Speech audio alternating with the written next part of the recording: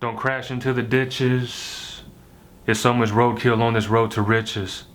Murder ones, toting guns, taking lives, homicide, suicide, don't go outside. It's ghetto garden genocide. Daddy planted a problem when he met mommy. I'm sorry if I'm the detour you took from that degree. Since an unborn seed I never forgot when I sprouted out your flower pot. You watered me, took care of me like a nursery. Body marked up like graffiti. Medusa effect, you freeze like a statue when you see me. We used to draw pictures on the pavement, now they outline us in chalk. The block is hot, you can fry an egg on the sidewalk. They wildin' like orangutans trying to make a stack. Daddy gone like a boomerang, do you know if he coming back? Meanwhile, he writes letters to his child like a pen pal is sad, trying to escape the state pen through a pencil and a pad.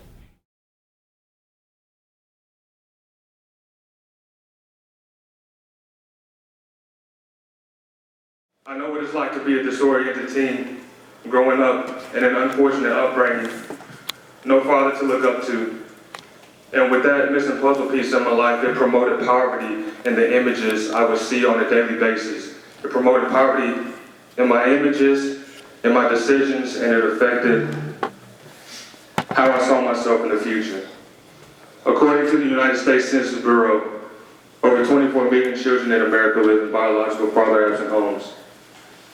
And it's statistically proven that fatherless children are at higher risk of dropping out of high school, committing crimes, running away from home, drug abuse, suicide, teen pregnancy, incarceration, falling victim to an early death, and the list goes on.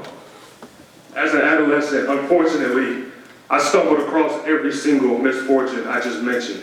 And it was not because I had bad intentions, but more so because I had a missing puzzle piece in my life where a father figure was supposed to be. And even if you have children who live in a fortunate household, some people might think this has nothing to do with them, but I'm here to tell you, you're very wrong. Because this is still, although this is not your household, this is the society we are living in, and things are continuing to go backwards. So there are specific things that need to be implemented that some people just never could figure out the answer.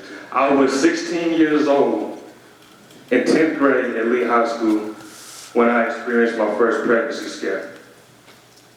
I had unprotected intercourse with the girl I was dating at the time, and I did it because, from my perspective, I thought that was part of becoming a man, based on what media told us, based on what it was cool to be, what it was cool to do. I thought it was part of becoming a man. Little did I know, waiting on a pregnancy test was the longest 2 weeks of my life. And at the time, I started thinking to myself, how am I going to tell my mother? I started thinking to myself, how am I going to even raise a child when I'm still a child myself? Thankfully, come to find out it wasn't true, just to kill that elephant in the room. It wasn't true, but still, the simple fact alone, I should not have to experience that. Although I still learned something from it, because sometimes experience can be the best teacher. Sometimes some people never understand until they experience it firsthand, regardless of how, if you talk to them till you blue in the face all day. And it took that point for me to realize that. And I understood from that point forward how crucial my decisions are during that adolescent phase, because those are the years that can make you or break you for the rest of your life. There's a quote by St. Augustine that says, "The world is a book, and those who do not travel read only a page." I could have easily been stuck on that very first page for the rest of my life because I made a dumb decision with a girl I didn't even care about to sacrifice myself to her for the rest of my life. Don't crash into the ditches.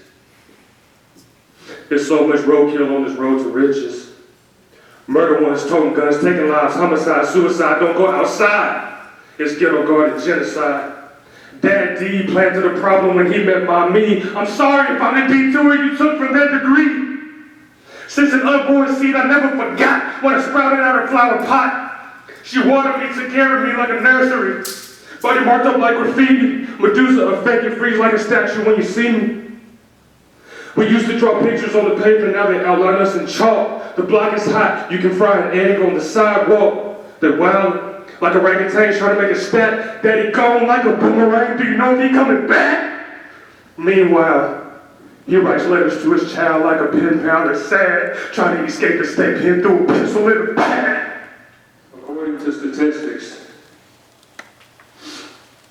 they said my life was doomed before I was even born, based on the poverty and the circumstances that I was being born into. They said I was never supposed to succeed. They said I was supposed to have a child at a young age. They said I was supposed to run away from home. They said I was supposed to commit suicide. It's powerful, y'all. They said I was supposed to be incarcerated. I was supposed to be behind bars.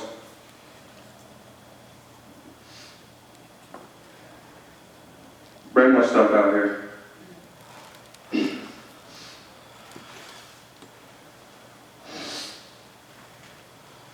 I was supposed to fall victim to an early death. I was supposed to become a statistic. Before I was born, society wrote my life that I was not supposed to be here, and I was not supposed to be here long. Society told me I wasn't supposed to be here. And I'm here to tell you today, regardless of my unfortunate upbringing, I feel like I'm the happiest man in the world, y'all.